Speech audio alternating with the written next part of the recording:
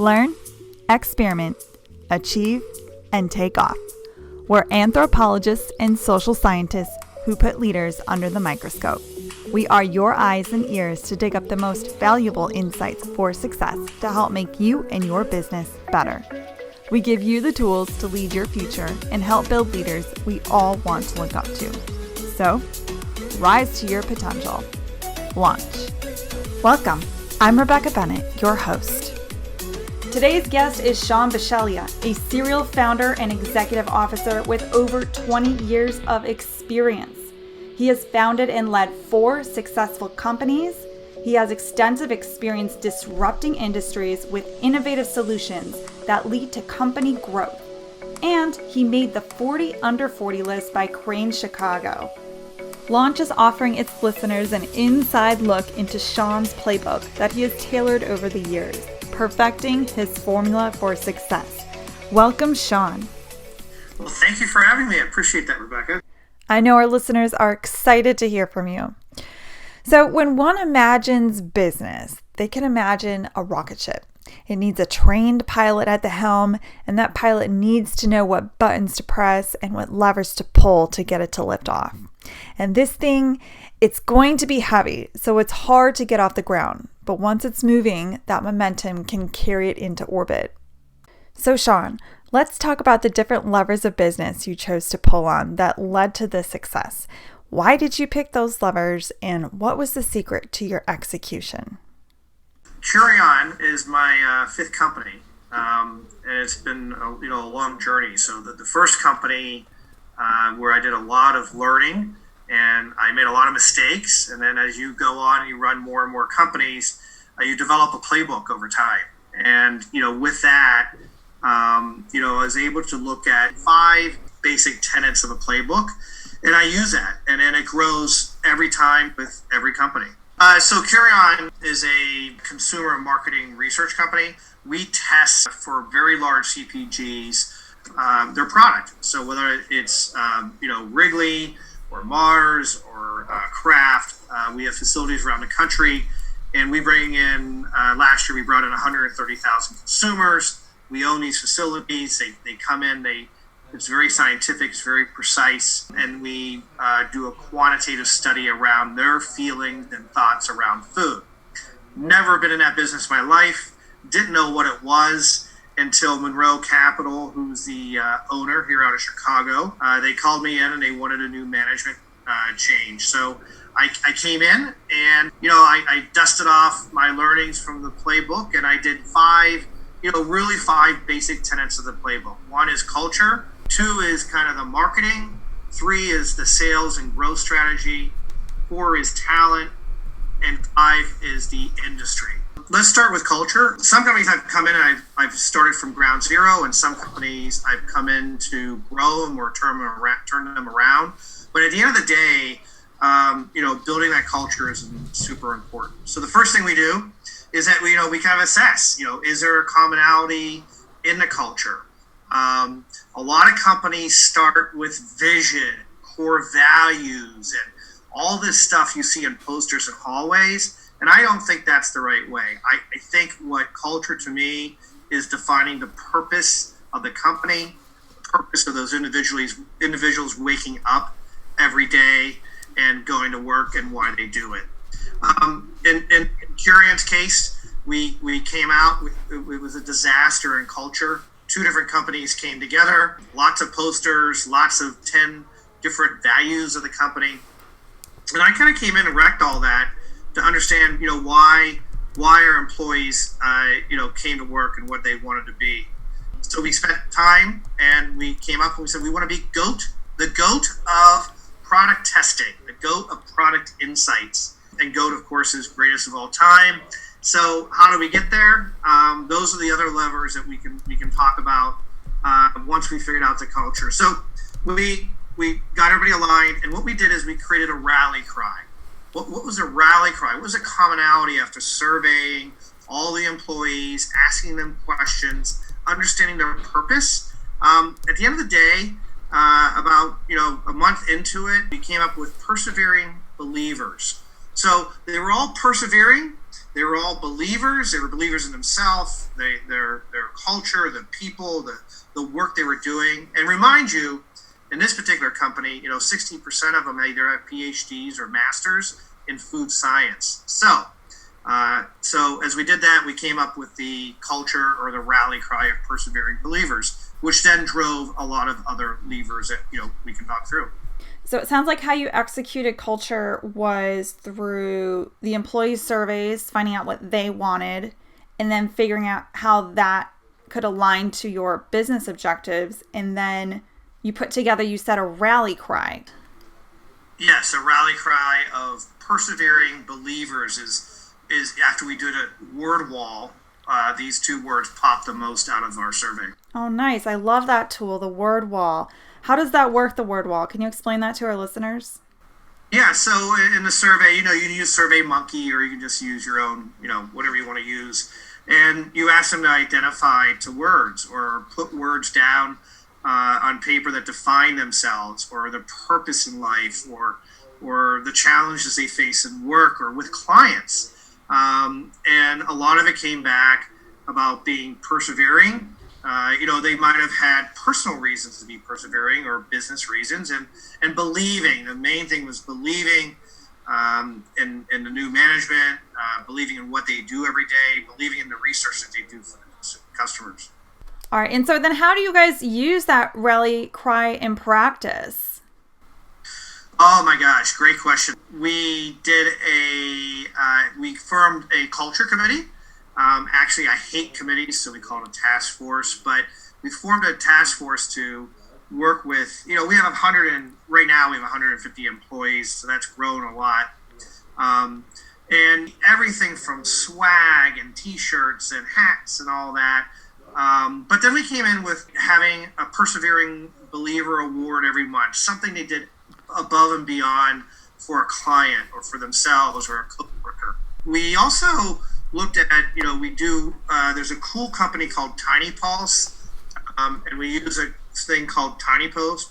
So it constantly measures people's feelings and behavior and attitudes once a week. It's like a survey tool. But, we found out a lot of things through that as well. Mm-hmm. And one of the things we wanted to try to really improve on responsiveness to each other, because though it was a really good rally cry, there were a lot of things that we needed to change, like thinking as one company, one technology, one method, being responsive to each other in a timely manner. So we put together a culture task force, and they work on it every week and every month, and we have events, and so we do a lot of things around the rally cry of persevering believers. I love that. All the swag, the events, the rewards. Those are really great ways to make the culture real and more tangible. Culture is kind of a squishy, soft, kind of intangible thing to think about, and when you tie things like that to it, it makes it more real for people to experience. So you mentioned one of the issues was getting everyone in the company to be on the same page and communicating a consistent message. How did you go about doing that? Yeah, that's a big question. So there were basic things. When we came in, there were two different technologies being used, two different, not necessarily daily communication, but financial systems, how we use technology to run our business with our clients. We had to change that technology because we wanted them to think as one. We're a project-based business, so though we do millions and millions of dollars a year, we're still project-based. So what that requires is a team coming across together, from different departments or different groups to add into like an estimate for a client. And you have the salespeople or the account managers online, working with the client, waiting for an estimate. It used to take literally 10 days to get an estimate out the door. And we've brought that down to less than 24 hours. And the reason we did that is that we found the folks that were not responsive to each other or didn't prioritize, and all these different things they could go into. And we went and talked to them. And we said, this is just not how it's going to work. So those are some of the things. One of the big things that came out of it, which I'm sure you might find interesting, is that, I also said this may not be the company for you. If persevering believers is not your rally cry and you're not comfortable, you're welcome to leave the company. Like, we don't want to keep you hostage. We want people that are going to embrace it.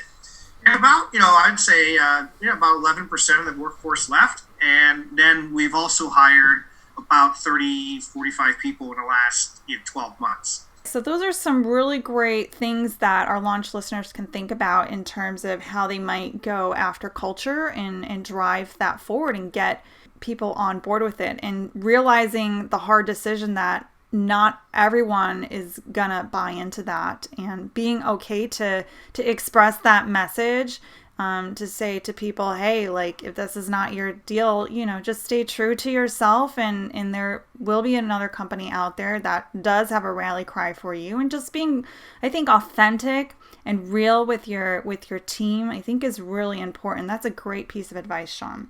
Why don't we go ahead and dive into perhaps the marketing lever? How do you pull that lever, and what exactly are you measuring, and how are people responding? Yeah, this is one of my favorite levers because I came from marketing in my early companies, the ad agency business, so I have a passion for marketing. But one of the first things I do is understand our message to our audience. So we have a message internally, persevering believers. Now, what's our message to our buyers and our audience? And the first thing I do is I take most of the senior people, I bring them into a room one by one for 10 minutes over a 3-hour period. And I sit there and say, if your mother is sitting in this chair right here, I want you to do two things. I want you to tell me what we do. What does this company do? And what are we good at? And every single time, what I found is that it's a different story. It's a different message. So there was no continuity. There was no consistency. And so that's my first test. I literally do this every time and bring it in a room, have them pitch me, as if I'm your mother. And because, sometimes moms don't understand what you do for a living. So if you can simplify it, and even at that simplicity, you bring it up a level and you ask them to explain more. And what you find is an inconsistent of messages. So that's my first thing. Once I know that, then I have kind of a marketing playbook that I put together. Yeah, it's important to ensure that you're sending a consistent message to all your stakeholders, whether they're your customers or, say, your shareholders, or even your partners and vendors. But how do you assess how you're performing in the eyes of your customer? Is there some kind of measurement system or way to figure out if you're really communicating as one? Yeah, exactly right. And so what we've done at every company is put in what we call an NPS score. It's a Net Promoter Score. It was actually invented by Enterprise Rent-A-Car like 20 years ago, and that's why they're so fabulous with customer service. So, it doesn't have to be NPS, but it could be any type of survey tool that's measuring customer satisfaction. And within that satisfaction is, do they understand what we do? Are we being timely? Are we being responsive? Et cetera, et cetera. So an NPS score is super important as a tool or a lever that I use within marketing. Just like culture, it makes that how you're doing and your message more tangible, seeing how you're impacting your customers. That's really great. Why don't we dive into that sales lever next, Sean? First of all, is there a sales force? If there's a sales force, we have to assess the folks. There's a lot of traditional ways of assessing sales aptitude and all of that. So once you have, if you understand if you have the right type of sales folks, there's a lot of metrics that we use around performance, activity, make sure there's tools and training for them. So literally, this is probably going to be a podcast on itself around, how you really optimize and motivate and, continue with that sales force to help them grow the revenue in the company. Been doing a lot of that. But it's really going to come down to, I think, the metrics and the compensation, and redoing the compensation plans typically for the sales organization. So one of the classic challenges in sales is making sure you incentivize your sales reps and managers in the right way. If you take a look at examples such as the Wells Fargo scandal, where they were driving them extremely hard with unreasonable targets to get them to sell all of their products to the same customer and just really pushing hard. How do you avoid situations where you're putting too much pressure on your sales force and you're just tracking their numbers, just their sales numbers?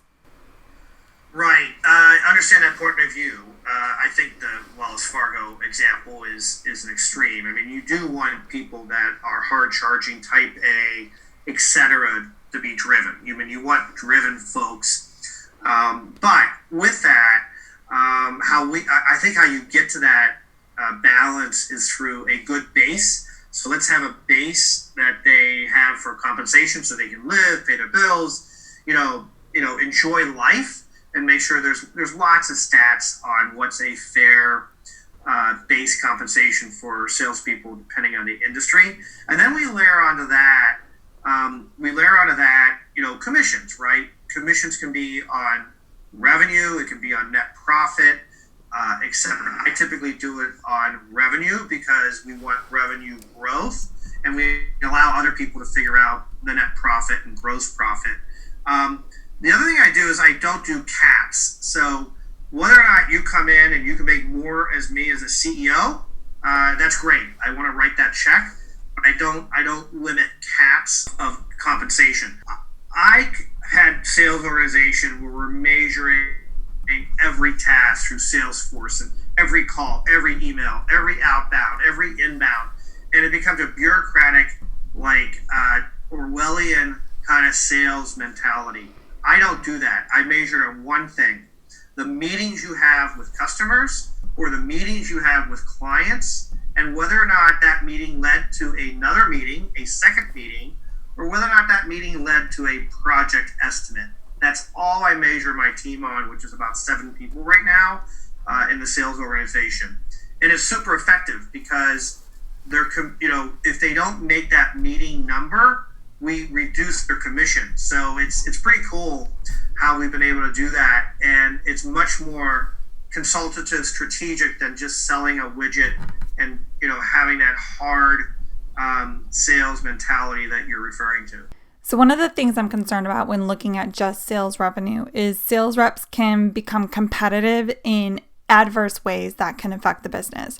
So for example, I've had multiple reps from the same company reaching out to me, offering me the same thing, and it comes off as uncoordinated and honestly lowers my perception of them. So how do you keep customer satisfaction up and avoid this overt competition? Yeah, no, I that sounds like a complete mess, what you're describing. So depending on the number of salespeople, but let's say you have 3 or more, the first thing we do is we split it up in regions around the country. Let's just stay in North America. So we split up, East, West, Central, and South. But how we really limit that, at least at Curion, we service the Fortune 500. So it's super easy to give everybody named accounts. So we literally in the beginning, here's your accounts in the South. Here's your accounts in the East based on corporate location. And then, they don't overlap. They don't call. And there's not an overlap. So we do named accounts versus go on Dun & Bradstreet or Zoom Info and pick your accounts in a free-for-all.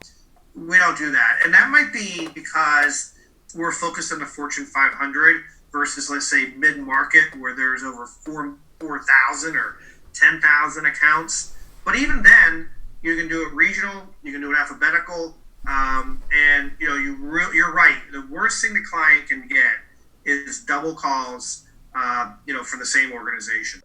Why don't we dive into the talent lever next? How do you select the right talent for your team, Sean?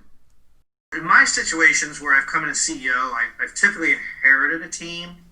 So my approach, and we can talk about how we build a team after we kind of deal with what do you do with the existing team. My approach is really getting the right people in the right place. You might have somebody that's an account manager that's clients facing role, but they are an introvert or they don't like it, but they might rather be in operations or project management. You might have somebody in strategy that can't do it, or you might have somebody in, frankly, project management that would be a great salesperson. So we assess through assessment tools and just experience, the right place. And we talk to them like, where do you want to go? What is your career path? What do you want to be in this company as you stay here with the purpose? And we try to move the chess pieces to get everybody in the right place, with the right skills. So that's number one. Number two, I've been fortunate to work with a number of different people through my career. And I do like bringing back, key positions that I know. For instance, I brought my CFO in from another company that I've worked on 2 companies with. And we kind of read each other, so it's very comfortable. It's okay to bring back people that you worked with before, even if they don't know the industry, in fact, because that loyalty, that quickness. I'll tell you a quick story. I mean, the current CFO, backed by Monroe Capital here in Chicago, I really had to explain to him, and when they got the wake-up call, like, oh, wait, yes, you'll be much faster. You'll get to solving problems much faster with a CFO you know and you trust, versus spending that 6 months to get to know that CFO and to get to know and get to trust that CFO. That's one example. Really, I think the foundation of what we do is getting the right people in the right place. Again, as we mentioned in culture, if our vision and purpose isn't right, they can also leave as well. I had another startup entrepreneur that told me that when you're looking for talent, it's better to hire someone that has that passion, that right attitude, has that culture fit, than necessarily that domain expertise. If you can find both in one, if you have the person that has that culture, better to hire them, because he said that you can always learn that domain side. However, the flip side, when you're saying that you brought in that CFO that was already vetted, you already worked with him, I think that's a great approach for companies that need to move quickly, that don't have time to waste. You guys already have that familiarity, know how to work together. So if there's probably not going to be as much downtime in that instance. No, absolutely. And I have to agree with another entrepreneur that if you don't already have the known entity, you look at the personality, the culture, and so forth. And really, I'd rather take somebody that has the right culture and attitude and teach them the business than try to teach them the culture, frankly. Because I create very unusual cultures which are very tech-oriented, very fast-paced, a lot of urgency. And it's kind of hard. And I'm in market research, one of the oldest businesses around on the planet. So you're absolutely right. And I think we really work hard on that to make sure that the right people are in the right spots. I will say that, depending on the business, if it's a very technical business, you have a lot of challenges around that, whether or not you're writing software, or in our case, you need a lot of PhDs, you need a lot of scientists, and you have to kind of give up on some of those, some of those urgency or different cultural attributes that you typically would look for with the balance of the skills. So it depends how skilled oriented that company is, frankly, versus, let's say, I ran a staffing agency. That doesn't require a lot of specific skills, frankly. So, Rebecca, as we talk about talent and assessments and getting the right people in the right place, I think one of the fundamental mistakes entrepreneurs make who are very passionate, very driven folks, they're often afraid to surround themselves with, smarter people than they are. Yeah, I agree. A lot of first-time entrepreneurs get their heads inflated thinking they're top dog and the star player on the team, and therefore have to be the smartest person on the team. So they won't hire super smart people. And as a leader, you kind of have to just get over yourself. In fact, what really makes a good leader is listening to the smarter people. Being smart is not their job. Their job is delegating out to those smarter people, making sure the right people are doing the right tasks. And the entrepreneur should not look at themselves as a star player of the team, but rather the coach. And I think once entrepreneurs recognize that and break down that kind of shield they have that they think that they're the smartest person in the room, and they may be in some things, and having that open-mindedness to bring in really smart people and smarter than them, I think is the key message and the key attribute to success. So Sean, why don't we hop into the industry? I want to kind of understand, you've been across so many different industries throughout your career, and I figured by now you must have some kind of scalable approach to learning those new industries and creating a foothold. So let's talk about what that approach is that you use. Yeah, I think being an entrepreneur, I've been in a lot of industries, from advertising to staffing to technology to now market research and consumer research. First of all, I think I'm just, I like learning. I like learning new things. Maybe I get bored, and every 5 or 10 years, I want to learn something new. When I do get involved in different industries, I have a bit of a playbook around that as well. So the first thing is the overall is to create thought leadership, to be recognized, to be heard, to get out there. You mentioned about kind of an anecdote about you are who you hang with, right? And as a leader, or getting more involved in the industry to build your brand, we want to do more thought leadership. That's number one. Number two is I immediately build a customer council. So I literally go back to our most key customers, and we ask them to attend a meeting once a quarter, via video or live or whatever it may be. And we walk them through our roadmap, our strategy, our plans, give them input, have them be part of where we go as a company. And that's really effective with stickiness and understanding the industry trends. The third thing I do is every single company I've built an advisory board. So I bring in an advisory board that surrounds me. They're not the board, so they don't have vetoes and liability and all this, but they meet once a quarter with me. We have a tight agenda, and we go through strategic issues, industry issues. I have on this current company, that does, product testing. I have the former VP of R&D from Kraft. And I really went out and sought him to come in and help us and help us grow in the industry. So what we try to do is thought leadership, both from marketing and brand, but we also try to be open-minded and learn. And the best way to learn is from, I think, customer councils and advisory boards. I think that's a great piece of advice. I've also dabbled in a few industries, and it takes the most time is to just ramp up on that industry and gain that expertise quickly. And I think your approach is great because it balances doing things on your own as well as outsourcing it to the real experts that can not only bring that into the company, but they can teach you as well. So I love that, creating that thought leadership as well as having that advisory board at the same time to kind of inform each other. It seems like a great strategy. Yeah, it's been very helpful. And listen, the folks we're bringing in have decades of experience and decades of knowledge. There's no way I could gain that in a year or 2 years. I also heard that if you want to be good at anything, it's going to take you at least 10 years. And I personally have found that to be true. As much denial as I was about, oh gosh, 10 years, I can get this in 2 years. But yeah, definitely seeking advisors with 10 plus years of experience, I think is going to be a really great, valuable asset to any company. So moving on, entrepreneurs and executives alike oftentimes experience success once and then think that this formula is the winning formula for their next business, but then they fail. You, on the other hand, have gone from business to business being successful, which tells us that there is more to your playbook than luck. You have found a way to create repeatable success. I would love for you to walk us through, or essentially reverse engineer, how you've achieved this repeatable success.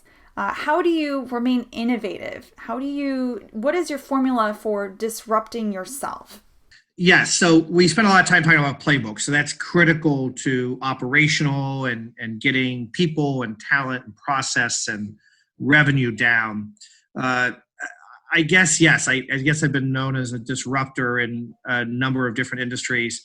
And I don't go into these companies, by the way, like I want to disrupt it just for the sake of disrupting. A lot of the companies I've done, because I don't have that experience, I'm looking outside in. And it's like a common sense, or it's like, why isn't it done this way? Or what if we did it this way?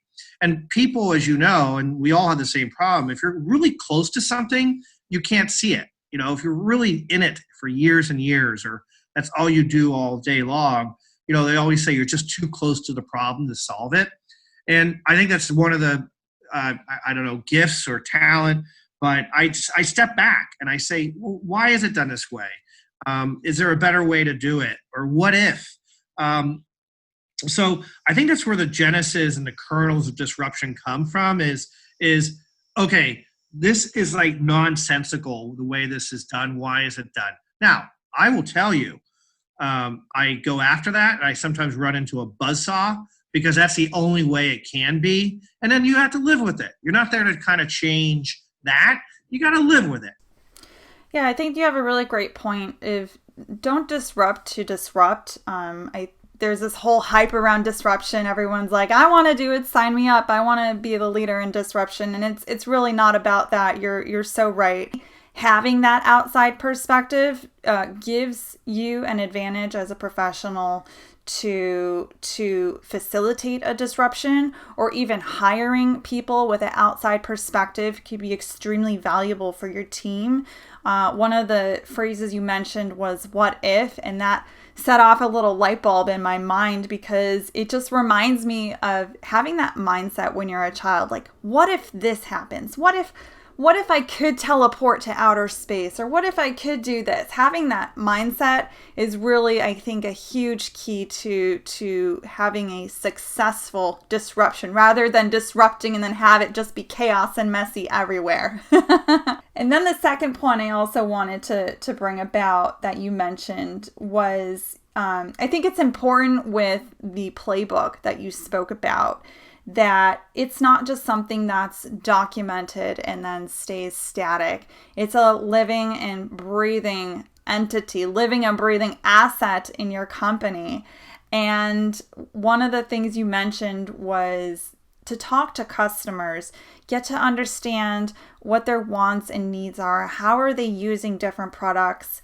Because customers, that's where the change is actually happening. As you mentioned, that the actual industry itself hasn't changed too much, but the customers are. They're the ones that are changing. So essentially, following that change, following the customers is, I think, a great stepping path for creating that disruption.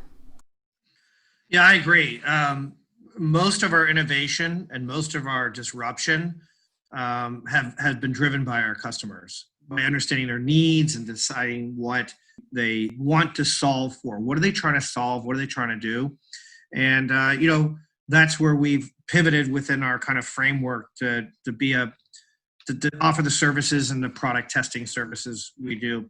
One other thing that I like to pass on is, as you talk about formula, or where does the ideas come from, and so forth.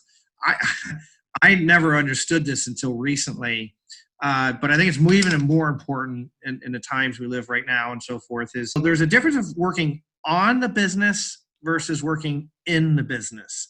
And I think CEOs and founders need to work on the business. And too much time they get working in the business, so they get really close. They get in the weeds. They are trying to solve everything. And of course, they need to do that, depending how big you are. But I think the CEO's job, outside of protecting shareholder value and grow the company and all that stuff, I think they need to work on the business, because that's where innovation, that's where disruption is going to come from. It doesn't mean they're sitting around, whiteboarding all day long, but they kind of stop themselves. They got to have the discipline to stop themselves. Wait a second, I got to think about working on the business. Not getting into the weeds too much so you can have that fresh perspective is definitely important in determining how you want to drive your business forward. So Sean, thank you so much for coming on to the Launch Podcast today. And if our listeners wanted to follow you, where would they go? How would they connect? The best probably place is probably LinkedIn. I do a lot of activity on LinkedIn.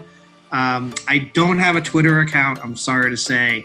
Our company does, but the best place to follow me and my postings and so forth would be LinkedIn. Well, thanks for that, Sean, and thank you for sharing with us your playbook on business and how to stay relevant by constantly disrupting yourself. Thank you so much, and thanks for having me. Hey, thanks for listening. Don't forget to download the next episode so you can listen to it on your next commute or trip.